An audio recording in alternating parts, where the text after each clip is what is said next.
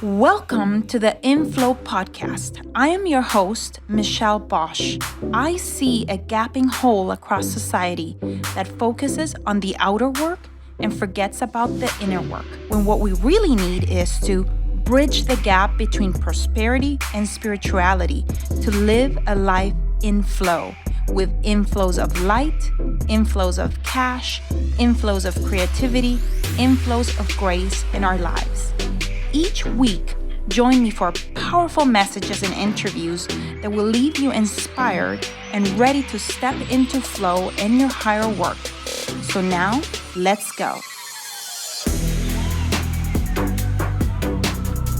Welcome to today's episode. I'm your host, Michelle Bosch, and I wanted to discuss today the power of our environments. For me, I have found that actually my decision to put myself in environments of hyper growth has come as a result of a deep conviction that I have, which is that my future is always going to be bigger and better than my past. And so that's something that is like a part of who I am, of my essence at a cellular level, at a DNA level. There's this deep conviction that my future is going to be bigger and better than my past. And as a result of that has, I don't want to say forced me, but that has naturally allowed me to look and seek out environments of growth for myself. And what I mean by growth, I don't mean just growth that is monetarily and financial, but growth that involves my character, my spirit, my emotional life, my mental life. My freedom of time, is also considered, from my perspective, is also part of my growth and my ability to have more free quality time doing the things that I love to do and the things that bring me excitement, that bring me joy, that I'm passionate about and that I'm on fire about. And it all has been the result of my environment. And I today wanted to talk about a few different kinds of environments. When we think about environment, we sometimes think about our physical space. And I think that is the very first environment that, of course, affects how we conduct ourselves and how we feel even, during the day. When you are in an environment that is full of clutter, that is full of, clutter, garbage, you don't feel expansive. You don't feel clear. You don't feel on purpose. You don't feel like there's a clear target because everything is scattered all over the place. So I would say that the very first environment that we need to basically start looking at is our physical space, because just like we affect the exterior, the exterior also affects how we feel inside. So that's one of the first, I would say, immediate environments that I look to keep decluttered, to keep pruning back, to keep in order so that my ideas and my creativity can actually flourish and can actually have room to breathe and space to breathe. So that's the very first type of environment that I would say is incredibly important for us to look at, and to make sure that it is conducive to growth and to expansion. The second type of environment I think that we need to look at is our mental environment, and what kinds of things are going into our mind and what kind of ideas are going into our mind. And usually the ideas and the thoughts that we're thinking are the direct result of the people that are around us. The people not just physically around us in our physical space, but also the people that we allowed into our space through a podcast, through coaching, through mentorship, through, consultant, if you're consulting with someone, and so on and so forth, team members that are part of your team, clients that, you're involved with, like all of their input and their vibe and their skills and their capabilities and their ways of thinking are affecting your mental space and your mental capacity. And sometimes it's important to recognize that, again, this kind of environment, the mental space one, needs also cleanup occasionally. And that if I have messes in this kind of environment of the mental space, that what is going to happen is that they occupy bandwidth. They're occupying, space in your thinking, because you are having to, in the back of your mind, think about a mess maybe in a relationship, or a mess that might be going on, right now with somebody on your team, some misunderstanding, something that wasn't said, or feedback that wasn't given in a compassionate manner, for example, will sometimes eat at our mental space and our mental environment. And we're going to be overthinking, oh my goodness, how is that person feeling, versus just reaching out to that person, for example, and clearing up if there needs to be a difficult conversation, having that difficult conversation, and so on and so forth. So our mental environment, our mental space is so important. It is so affected by basically what we allow to come in to our, into our minds. So we need to be vigilant and be very in tune about filtering out the things and putting yourselves in situations or in environments, for the lack of another word, where what you're putting into your mind is a lot of the good stuff. Yeah. I have also noticed that my mental space my mental environment seems to clutter up when I procrastinate on things that I know that I should do. Yeah. And that I don't do them because I am either scared, or because I'm second guessing myself, or I'm confused. And sometimes the best, I would say, antidote for confusion and self-doubt is to just go ahead and do it, to count 1, 2, 3, 4, 5, and go do whatever it is that you have been procrastinating on. Now, in my world, I have now, adopted a new way of being in it. And it's not something new. It's a very well-known productivity, I would say, strategy out there to basically either do what you need to do, delegate it, or delete it. And in anything that I'm procrastinating on, I think about, okay, is it something that I must do? Do I need to delete it, or do I need to delegate it to someone? And so that helps my ability to continue to expand and to continue to have new ideas, by just going ahead and clearing up my mental environment, making sure that it's conducive, that I've had, also enough sleep, in order for that mental space and that mental environment to be at optimal levels, to always, solve a situation, a problem that comes my way. And more than anything, be excited about what's coming next, while being present for my life. Yeah. While being present for what's happening today. But yeah. So those are the two environments right now that we've talked about, just to recap: physical and mental. And there's also an emotional space, and that emotional space, when I talk about emotional space or emotional environment, I'm really talking about our ability to grow in our own confidence and our own courage, which is very closely related to the mental one. But again, all of these three are, I think, stemming from a deep conviction that I have about me always knowing that my future is always going to be bigger and better than my past. Yeah.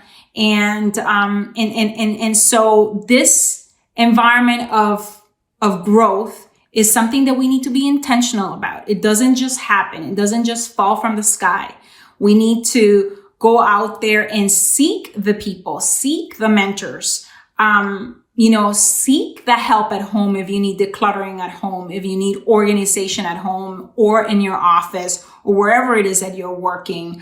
And seek those things that are going to allow you to solve bigger problems, really, at the end of the day. When we put ourselves in an environment of hyper growth, where there's people out there, working in their businesses or in their passions or whatever it is that they do, at the top of their game, that vibe, that frequency, that wave of energy of how they operate at those peak levels, I would say you start to definitely feel it and pick up on it and be inspired by it.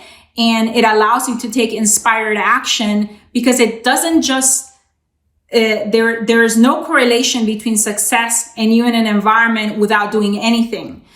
Yes, that environment will affect your thinking, will affect your emotions, will affect the level of confidence, of courage, will affect, how you conduct your life. But at the end of the day, you're going to have to take inspired action. And that's why that environment is so important, so that we're not just in the grind for the grind's sake, but that we're doing the work that we're excited about, and we're inspired while doing it, and we're present while doing it. And so because at the end of the day, expansion, there's a direct correlation with you being able to expand as a result of you having the capacity to being able to solve bigger problems.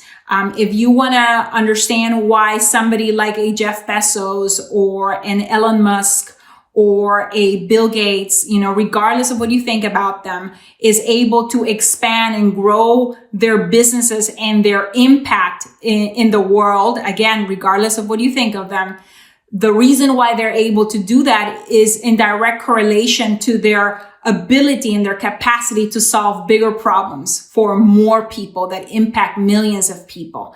And so that's why it's important, in my opinion, to surround yourself with people that reinforce your worldview, or where you're trying to get to, where you're headed. If the immediate physical space around you is not conducive for where you're going, you need to look outside of that space and start looking for those people that are going to reinforce the worldview, that are going to ignite your fire, fan your flames, and really allow you to create your own little echo chamber of growth.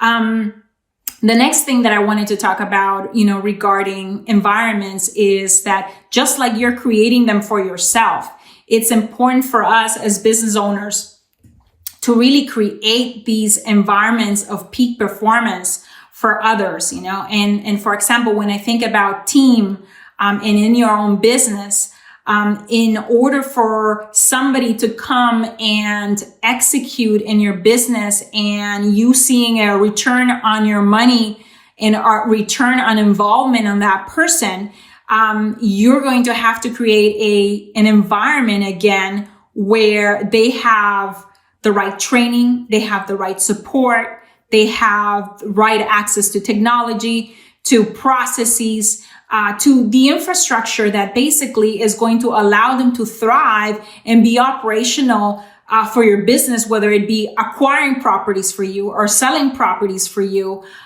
negotiating, for you. And that's going to be the direct result of you creating that environment that is going to allow them to hit the ground running within 30 days versus them having to, at the same time that you expect them to execute, also figure out the processes, because you as the owner have not taken the, I would say, the time and the opportunity to go ahead and develop that ahead of time for your team. And it's a work in progress. I understand, not all of us are in chapter 20, and sometimes you have to start where you're at. And sometimes if you are bringing in a team member and you're having to develop these as you go along, well, you got, at least you're starting. So don't kick yourself if you haven't started, and you haven't, figure out, exactly how you're going to get, from a point of a person sending an offer accepted, an acceptance on an offer, to closing on a deal, and how you're going to delegate to someone that is coming, to help you with transaction, with the paperwork, with following up with the title companies, with clearing up any title issues, if there are, contacting your sellers, if a death certificate is needed, or if a trust agreement is needed, and so on and so forth. Sometimes you might not have all of those things figured out, when you're bringing a team on board, but know that in order for that person for you to see an ROI on that person, that you're going to have to basically organize and create a process for them, and have everything in place and the training in place for them to be able to thrive again, because you are again now at this point responsible for this person's environment and this person's ability to really perform at a peak level or not.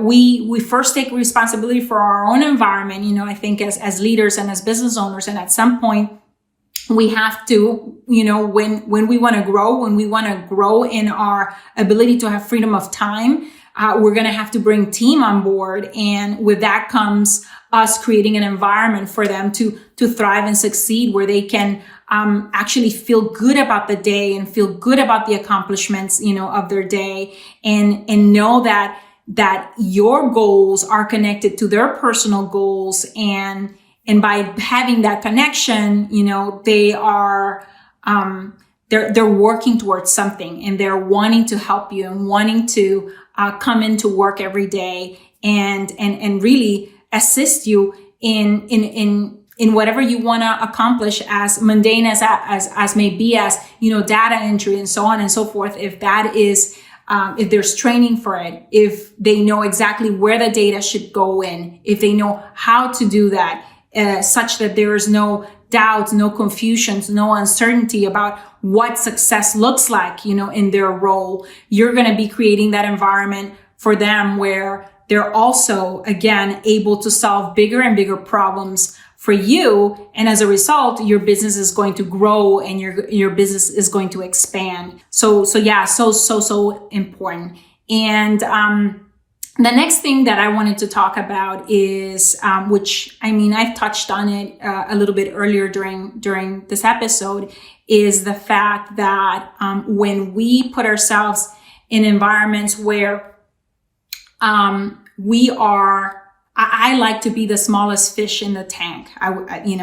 When I go into a new environment and when I'm going to invest in myself. We invest, both Jack and myself invest over $100,000 every single year in mentorship and in just expanding our mindset and expanding our skills and expanding our knowledge of what's possible, of what's coming in the future, so that we can anticipate as leaders and help our team member, our companies, our clients, our students really be ahead of the game and at the forefront of any shifts, of any changes that need to be made, and pivots that need to be made as well.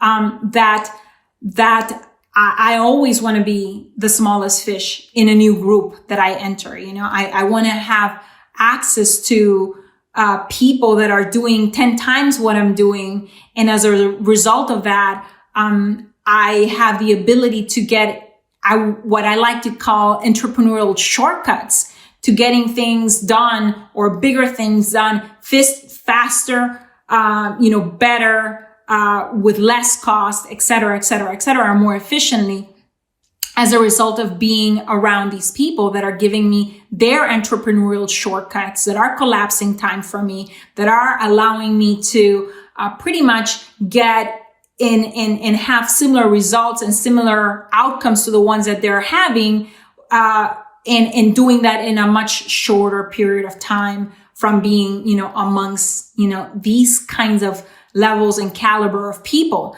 Yeah. And because they're operating more than anything at a different frequency, on a mental level, on an emotional level, and just on a spiritual level. That's what I have found, that the more levels of success I have experienced from different environments that I have put myself deliberately in, that the people that are there are, it's almost like once your needs are met, the lowest level of level of needs of, I think there's a pyramid of, I think it's called Maslow's hierarchy of needs.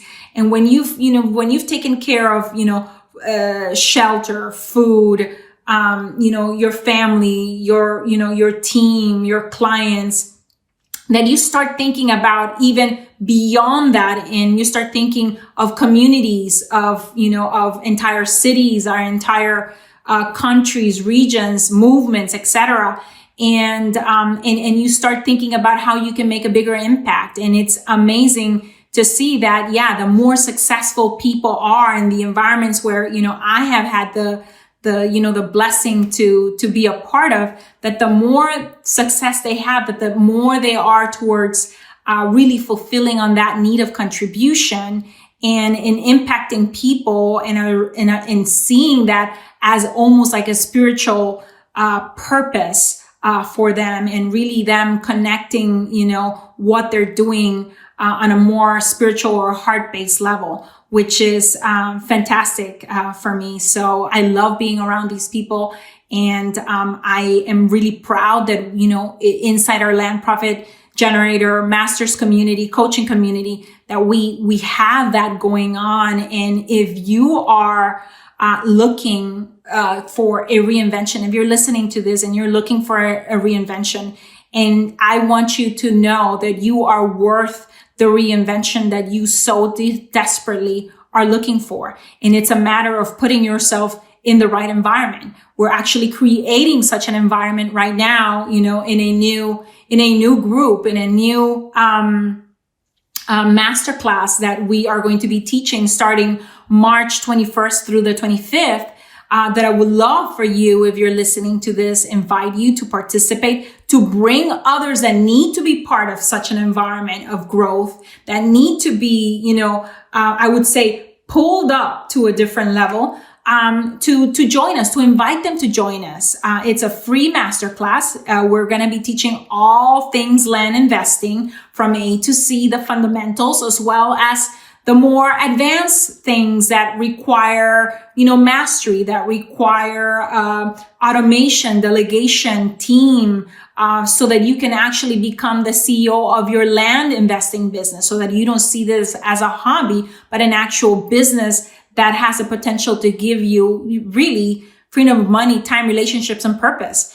And so if you're wanting to put yourself in this environment, go ahead and go to landprofitmaster.com and register. You're going to be giving your name, your email, and then right after there's going to be a confirmation page that is going to say join the Facebook group. This is the environment that we're creating there with some of the most successful land investors in the country, people at the top of their game that are going to be teaching, that are going to be there to help you support execution wise, and really answer any questions that you might have regarding land investing or any of the concepts and strategies that we're going to be covering.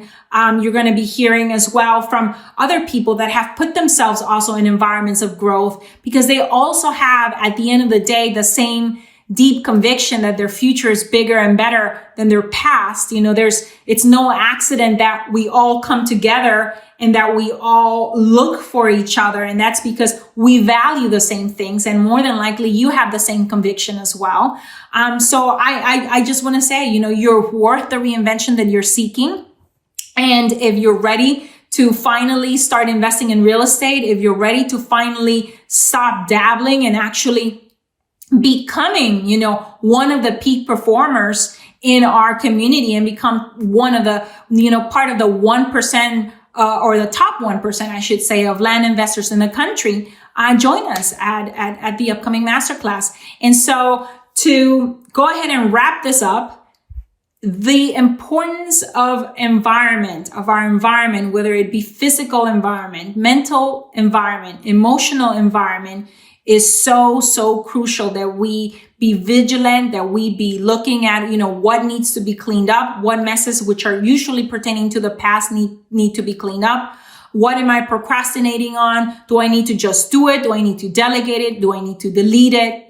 Where do I need to grow in my ability to solve bigger and bigger problems and not be shaken by them and not be taken off center by them, and have the confidence, the courage, and the capability to solve those problems. Yeah. And what you're going to find is that when you do that, there's going to be growth of all kinds, not just financial growth, but growth in you as a person, in you as an individual, in you and in your abilities to really take crazy situations. We live in a crazy world right now, and taking crazy situations and really turn them into something incredible, impactful, that is of service, to your family, to your clients, whether those be sellers, whether those be buyers, and be willing again to step into that reinvention. You're worth it. I'm so wishing for you, bigger future, a better future, a better story, a new chapter that needs to be written, and it is waiting, to come out, if we're willing to sometimes step out of the environments where we feel comfortable and step into new ones, and watch ourselves grow. So thank you so much for being with me today on this episode of the show. And I look forward to spending more time with you in a future episode of the podcast. Until then, take care, and I'll see you soon. Thank you. I hope this episode left you feeling inspired and ready to get inflows of cash, inflows of light, and inflows of faith in your life. I welcome your reviews on iTunes. Please leave me a review and help me create an amazing community of women in flow. Thank you, as always, for sharing your voice by going to michellebosch.com and joining the conversation about this show. And while you're there, grab a copy of my 10 Commandments to Living a Life in Flow. You can also follow me on Facebook at Michelle Bosch and on Instagram at Michelle Bosch Official. Thank you very much, and until the next one.